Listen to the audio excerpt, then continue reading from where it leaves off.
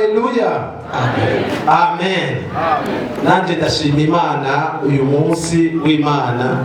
Hari ikintu Imana yankoreye guhanganira canke ntovuga imbere y'ishengero.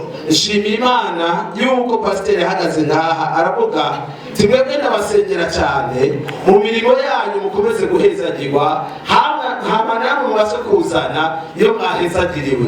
Nanjye shima Imana yuko mu bintu nkora mu bidandazwa ndandaza muri iyi ndwi nabonye ikiganza cy'Imana, narabonye amafaranga ntigeze kubona, nza kwesitara ibintu bitandukanye muri iki gisagara cya Bujumbura, bumva abantu bampamagara mbona ibintu bitangaje. N'ukuri ndashima Imana repantase n'iy'umushumba imukoresha ikomeza gukora n'ibindi byinshi dushaka mu mitima yacu. Umwami Yesu abihererwe umugisha. Ikindi kigira kabiri, nshima Imana yuko nazanye umugore wanje ngaha adakijijwe none yarabatijwe, nari namwerekeje kwa Mungu ndote azagera ubu yarakijijwe, n'ubu ari ngaha yaranka kubatizwa kubera umugatolika, none ubu nukuri Imana yo ngaha muyikomera amashyi menshi Yesu cyane rwose. Imana ikora, Imana ihambaye, Imana ishobora byose. Ndabishima Imana n'izina ryayo. Ariko ibintu byiza we. Noneho rero ubu inyigisho twatanguye kuwa Mungu nizo gukura abantu mu mabohero bamaze iminsi babohewe, nibyo tugomba gukora. Inyuma yo kubohoka muri idegembya mwakira ibyo mutahora murongo. Ndafashishwa no kubikosa. Yesu nashimwe. Ndashima Imana cyane. Byari ku munsi wa kabiri baratefunga ko bavuga ko papa abirenzagira ate nubwo bari bamuhaye isomo ngo ntiyabimenya bari n'isi nari mu nzu, ariko ndashima Imana yaramukijije kandi ishima n'umubyeyi wacu wadufashije gusenga ubu yakize n'umutima. Ukomera amashyi Umwami Yesu. Haleluya. Imana ishimwe cyane. Mpagaze ngaha nshima Imana byiza yankoreye ku munsi wa kabiri.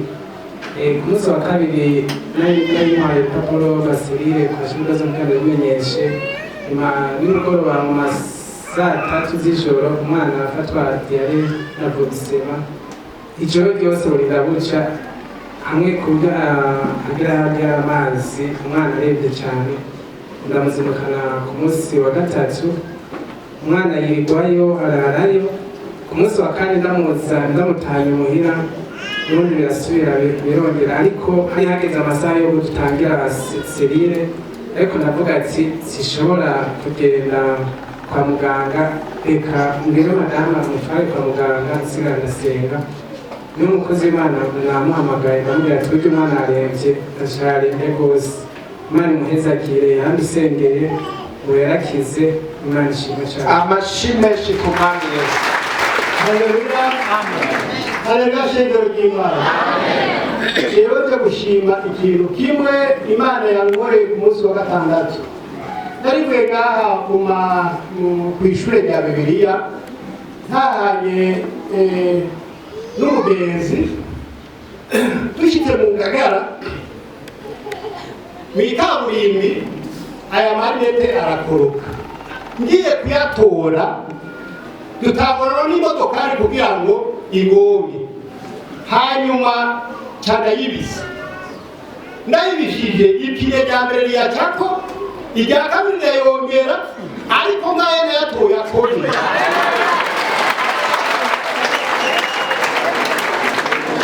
Izi kurinda. Amen.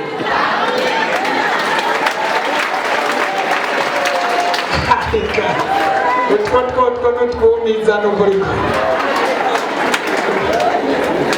Ni ukuri.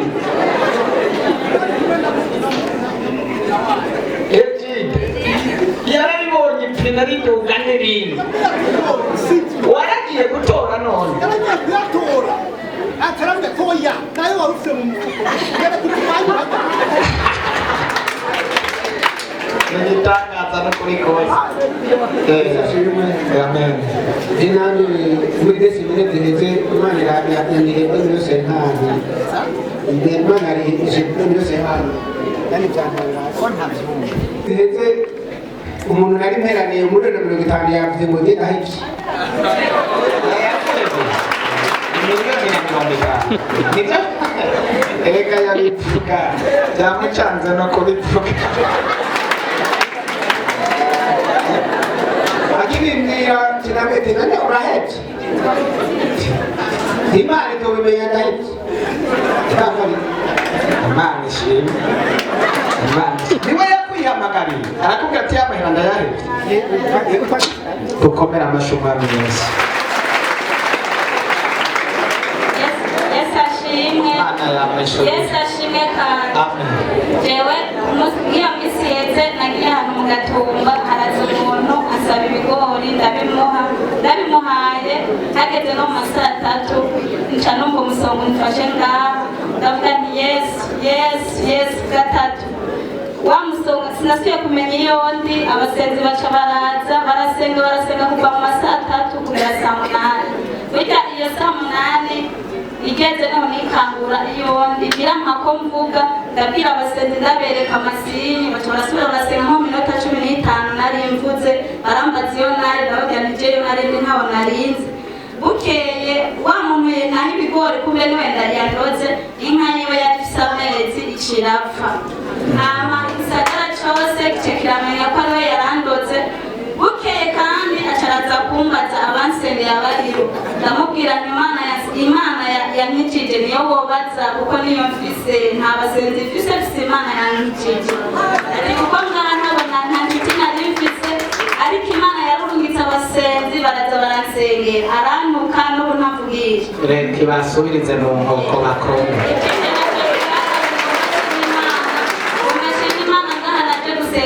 maze igihe kinini naragwaye nkima nk'ibiro nka 40 umuvyeyi wacu arabizi ndanamubaza ati none ndahazokira arambwira ngo wowe uzokira ikindi shima imana ndashima imana iyo mpaye ikigira cy'umukozi imana akagisengera ni ukuri ndabona ikiganza kinini cyane kuko hari ahantu nasomye bavuga ngo ntukinjire mu ngoro y'imana udafise icyo ushikanira imana nanjye naraza icyo gihe nari mu butayu budasanzwe nkabona n'ubwo aribwo atanijana mfise nshitse abantu nkaca ndasoma nkabwira imana none mpa ayo nzoza ndatanga kugira ngo simaramare mu ngoro yawe cyenda gishimira imana hariho n'imitwaro imwe pasiteri twavuganye mu ibanga imana iriko irayigenza neza numva mwenga noshima imana nari naragendageza amadini nagwaye imyaka 7 iyo myaka 7 nari narihebuye sinari umuntu ariko maze kuba ngera ngaha hantu ndamaze amezi 8 niho ntanguye gusa n'umuntu niho ntanguye gutwenga je ntiwabona amenyo y'uwanje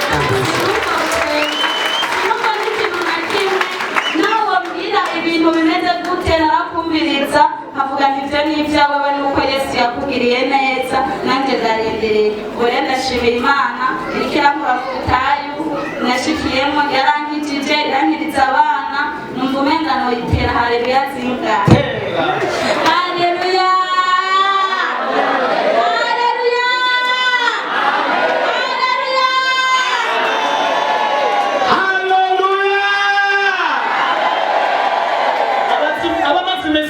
twenga muratangura gutwenga turasaba amatwenga y'umunezero Yesu nashimwe nanjye nashaka gushima imana hari umutwaro imana yanyishuye wari umaze hafi imyaka 6 rero nabonye imana incira inzira mu buryo butangaje nugace gushima imana dukomera amashi umwami wacu Yesu abamunyuma kitari ntanezerwa nuko twinjira mu masezerano naciye ndwara umusonga uruhande rwose ukuboko kumera nk'ukwabaye pararize hama nkugere naraje urasenga imana imumpera umugisha n'abasenzi bo ngaho imana bampera umugisha barakoze cyane kunsengera amen abo bazimu barapfa ntibagenda mu izina rya Yesu haleluya amen nanje niho mwene data yejeje gushima imana ko yahora agenda mu ngoro y'imana akagira umubabaro kubera adafise icyo ashikanira imana kandi turibuka ibyo bihugu byigeze kumbaho je no kurira narira numva umubabaro nkavuga wa mana n'ibifaranga nahora mfise ubu harabuze umuntu n'umwe wo kwaka basi nadukeya mubona afashije nkaronka ico nza ndagushikanira none rero ubu hanyuma imana ikazibwira ngo yindira nasenga naza nubitumye hariho abahanuzi b'ukuri imana ikamutuma ngo humurangiye kuko aho uzohora usengera ngo kugira uze urashikanira ibifise aho vyandikwa. None rero nanje nubashima imana cane, hanyuma nongera nkebura n'abantu bashima imana. Nimube mushima imana mwabiteguye kugira muronke ico mu ishimwe muhereza imana mu giseke, kuko navyo biranezera imana.